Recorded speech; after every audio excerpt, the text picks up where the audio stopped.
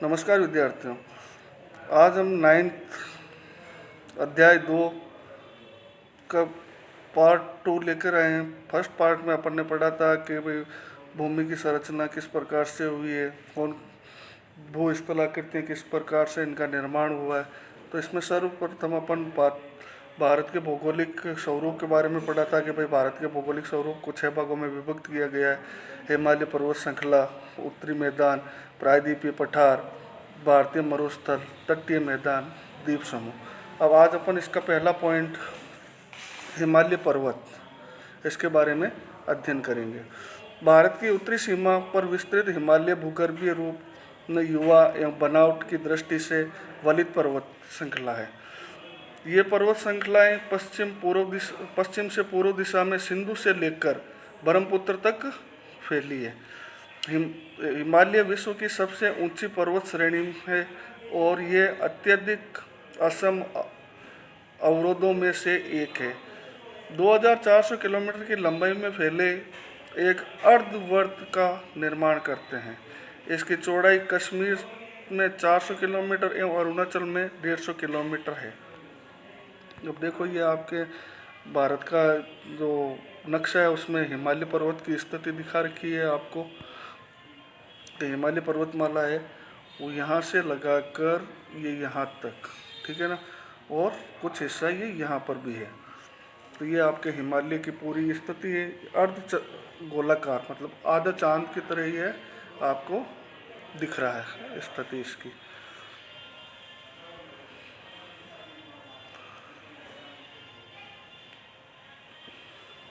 तो अलग अलग देखो विभिन्न पहाड़ियाँ कौन कौन सी है जो बताई गई है।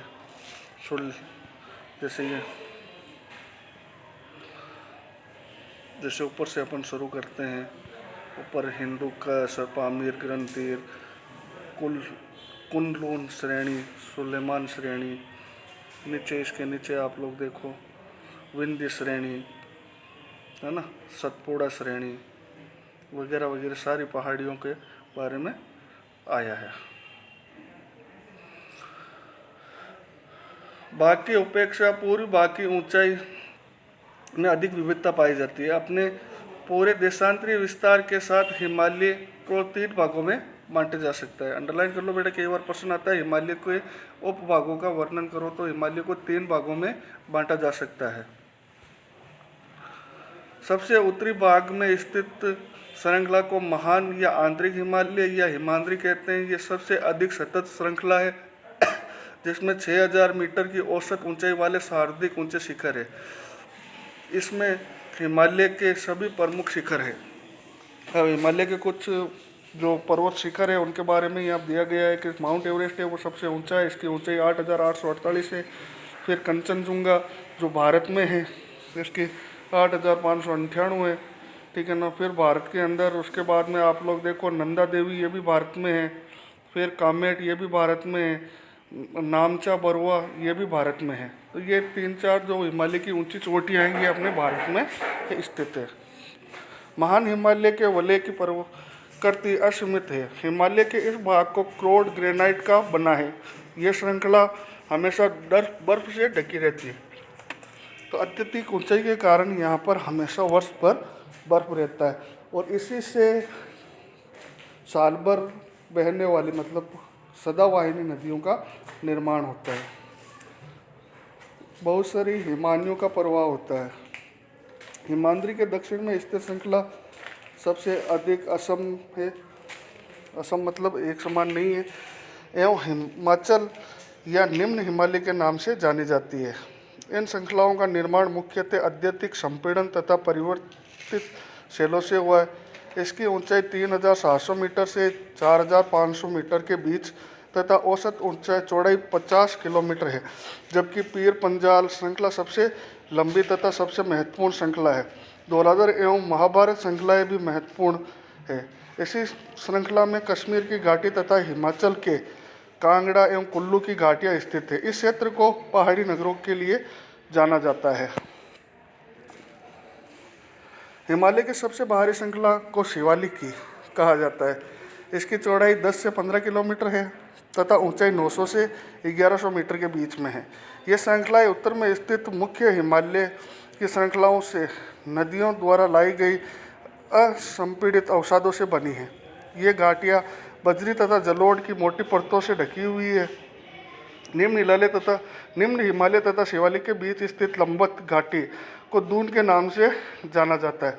कुछ प्रसिद्ध दून जैसे देहरादून, कोटली दून, पाटली दून यहीं स्थित है। इस उत्तर दक्षिण के अतिरिक्त हिमालय को पश्चिम से पूर्व तक स्थित क्षेत्रों के आधार पर भी विभाजित किया गया है। इन वर्गीकरणों को नदी घाटियों की सीमाओं के आधार पर किया गया है। उदाहरण के लिए सतलुज एवं सिंधु के बीच स्थित हिमालय के भाग को पंजाब हिमालय के नाम से जाना जाता है, लेकिन पश्चिम से पूर्व तक क्रम से इसे कश्मीर तथा हिमाचल हिमालय के नाम से भी जाना जाता है। सतलुज तथा कालिश नदियों के बीच स्थित हिमालय के भाग को कमोह हिमालय के नाम से जाना जाता है। काली तथा तीस्ता नदियाँ नेपाल हिमालय का एक एवं तीस्ता एवं दिहांग नदियाँ असम हिमालय का सीमांकन करती है, मतलब सीमा रेखा बनाती है। हिमालय के कुछ क्षेत्रीय नाम का पता कीजिए कि हिमालय को और किन किन नामों से जाना जाता है। ब्रह्मपुत्र हिमालय के सबसे पूर्वी सीमा बनाती है। दिहांग महाखड़ गार्ज के बाद हिमालय की ओर एक तीखा मोड़ बनाते हुए भारत की पूर्वी सीमा के साथ फैल जाता है। इसे पूर्वांचल या पूर्वी पहाड़ियाँ तथा पर्वत श्रृंखलाओं का नाम से जाना जाता है। यह पहाड़ियाँ उत्तर पूर्वी राज्यों से होकर गुजरती है तथा मजबूत बलुआ पत्थरों को अवसादी सेल से बनी है। ये घने जंगलों से ढकी है तथा अधिकतर समांतर श्रृंखलाओं एवं घाटियों के रूप में फैली है। पूर्वांचल में पटकाई, नागा, मिजो तथा मणिपुर पहाड़ियाँ शामिल हैं। उत्तरी मैदान, फिर अपने आता है उत्तरी मैदान, दूसरा भौतिक स्वरूप। उत्तरी मैदान 3 प्रमुख नदी प्रणालियों सिंधु, गंगा एवं ब्रह्मपुत्र तथा इनकी सहायक नदियों से बना है। तो कई बार प्रश्न आता है कि उत्तरी जो मैदान है वो किन किन प्रमुख नदियों से बना है, तो अंडरलाइन कर लो। उत्तर का मैदान 3 प्रमुख नदी प्रणालियों से बना हुआ है, सिंधु, गंगा एवं ब्रह्मपुत्र और इनकी सहायक नदियों से। और यह मैदान जलोढ़ मृदा से बना है। जो उत्तर का मैदान है वो कौन सी मिट्टी ज़्यादा पाई जाती है? जलोढ़ मृदा। लाखों वर्षों में हिमालय के गिरिपाद स्थित बहुत बड़े बेसिन द्रोणी में जलोढ़ का निक्षेप हुआ, जिसमें इस उपजाऊ मैदान का निर्माण हुआ है। इसका विस्तार 7 लाख वर्ग किलोमीटर के क्षेत्र पर है। यह मैदान लगभग 2400 किलोमीटर लंबा एवं 2240 से 320 किलोमीटर चौड़ा है। यह सघन जनसंख्या वाला भौगोलिक क्षेत्र है। सघन जनसंख्या मतलब यहाँ जनसंख्या बहुत ज़्यादा रहती है, मतलब प्रति किलोमीटर में जनसंख्या का घनत्व बहुत ज़्यादा है, क्योंकि समतल इलाका है इसलिए। समृद्ध मृदा आवरण, पर्याप्त पानी की उपलब्धता एवं अनुकूलन जलवायु के कारण कृषि की दृष्टि से यह भारत का अत्यधिक उत्पादक क्षेत्र है। उत्तरी पर्वतों से आने वाली नदियाँ निक्षेपण कार्य में लगी है। नदी के निचले भाग में ढाल कम होने के कारण नदी की गति कम हो जाती है, जिसके परिणाम स्वरूप नदीय द्वीपों का निर्माण होता है। वह द्वीप जो नदियों में पाए जाते हैं उनको नदीय द्वीप कहा जाता है। द्वीप की डेफिनेशन होती है, द्वीप का अर्थ होता है ऐसी टापू या जगह जिसके चारों तरफ पानी हो। यह नदियाँ अपने निचले भाग में गाद एकत्रित हो जाने के कारण बहुत सी धाराओं में बंट जाती है। इन धाराओं को वितरिकाएँ कहा जाता है। अंडरलाइन कर लो, कई बार प्रश्न आता है वितरिकाएँ किसे कहते हैं। तो नदियाँ अपने निचले भाग में गाद एकत्रित हो जाने के कारण कई छोटी छोटी धाराओं में बंट जाती है। इन धाराओं को वितरिकाएँ कहा जाता है। फिर आगे नीचे देखो, इसमें आया हुआ है 2 आब। 2 का मतलब होता है 2 और आब का अर्थ होता है पानी। तो 2 नदियों के बीच का भाग 2 आब 2 शब्दों से मिलकर बना है। 2 अर्थात पानी। इस प्रकार पंजाब भी 2 शब्दों से मिलकर बना है। पंच मतलब 5 और आब मतलब पानी। उत्तरी मैदान को मोटे तौर पर 3 उप वर्गों में विभाजित किया गया है। उत्तरी मैदान के पश्चिमी भाग को पंजाब का मैदान कहा जाता है। सिंधु तथा इसके सहायक नदियों के द्वारा बनाए गए इस मैदान को बहुत बड़ा भूभाग पाकिस्तान में स्थित है। सिंधु तथा इसकी सहायक नदियाँ झेलम, चेनाब, रावी, व्यास तथा सतलुज हिमालय से निकलती है। तो इनको अंडरलाइन करते रहो बेटा, जो भी ये मुख्य मुख्य चीज़ें हैं, नदियाँ हैं, मुख्य नदियाँ हैं और उनकी सहायक नदियों को। मैदान के इस भाग में दोआब की संख्या बहुत अधिक है। गंगा के मैदान का विस्तार घग्गर तथा तीस्ता नदियों के बीच है। यह उत्तरी भारत के राज्यों हरियाणा, दिल्ली, उत्तर प्रदेश, बिहार, झारखंड के कुछ भाग तथा पश्चिमी बंगाल में फैला है। ब्रह्मपुत्र का मैदान इसके पश्चिमी विशेषकर असम में स्थित है। उत्तरी मैदान की व्याख्या सामान्यतः इसके ऊंचाइयों में बिना किसी विविधता वाले समतल स्थल के रूप में की जाती है। यह सही नहीं है कि इन मैदानों की भौगोलिक आकृतियों में भी विविधता है। आकृतिक भिन्नता के आधार पर उत्तरी मैदान को 4 भागों में विभाजित किया जा सकता है। नदियाँ पर्वतों के नीचे उतरते समय शिवलिक की ढाल पर 8 से 16 किलोमीटर में चौड़ी पट्टी में गुट्टिका का निक्षेपण करती है। इसे भांबर के नाम से जाना जाता है। सभी सरिताएं इस भांबर पट्टी में विलुप्त हो जाती है। विलुप्त मतलब गायब हो जाती है। इस पट्टी के दक्षिण में ये सरिताएं एवं नदियां पुनः निकल आती है एवं नम दलदली क्षेत्र का निर्माण करती है, जिसे तराई कहा जाता है। तो कई बार प्रश्न आता है भाबर क्या होता है या तराई क्या होता है, तो इसका आपके इसमें डिटेल आई हुई है, तो इसको ध्यान दीजिए इस पर। ये वन्य प्राणियों से भरा घने जंगलों का क्षेत्र है। बंटवारे के बाद पाकिस्तान से आए शरणार्थियों को कृषि योग्य भूमि उपलब्ध कराने के लिए इस जंगल को काटा जा चुका है। इस क्षेत्र में दुधवा राष्ट्रीय पार्क भी स्थित है। उत्तरी मैदान का सबसे विशालतम भाग पुराने जलोढ़ का बना है। वे नदियों के ढाल वाले मैदान के ऊपर स्थित है तथा वेदिका जैसी आकृति प्रदर्शित करते हैं। इस भाग को भांगर के नाम से जाना जाता है। इस क्षेत्र की मृदा में चुन्नीदार निक्षेप पाए जाते हैं, जिसे स्थानीय भाषा में कंकड़ कहा जाता है। बाढ़ वाले मैदान में नए भाग युवा निक्षेपों को खादर, अंडरलाइन कर लो बेटा, कई बार आता है खादर और भागर किसे कहा जाता है। तो युवा जो निक्षेप होते हैं मतलब मिट्टियाँ जहाँ प्रतिवर्ष आती है उसे खादर, और जहाँ पर प्रतिवर्ष नहीं पहुँच पाती है उसे भांगर कहा जाता है। इनका लगभग प्रत्येक वर्ष पुनर्निर्माण होता है, इसलिए ये उपजाऊ होते हैं तथा गहन खेती के लिए आदर्श है। फिर अगला आता है अपने प्रायद्वीपीय पठार। प्रायद्वीपीय पठार भारत में प्रायद्वीपीय पठार एक मेज की आकृति वाला स्थल है। मेज मतलब जमीन से कुछ ऊपर और समतल जो भूभाग होता है उसे पठार कहा जाता है, जो पुराने क्रिस्टलीय आग्नेय तथा रूपांतरित शैलों से बना है। यह गोंडवाना भूमि के टूटने एवं अपवाह के कारण बना है तथा यही कारण है कि यह प्राचीनतम भूभाग का एक हिस्सा है। इस पठारी भाग में चौड़ी तथा छिछली घाटियाँ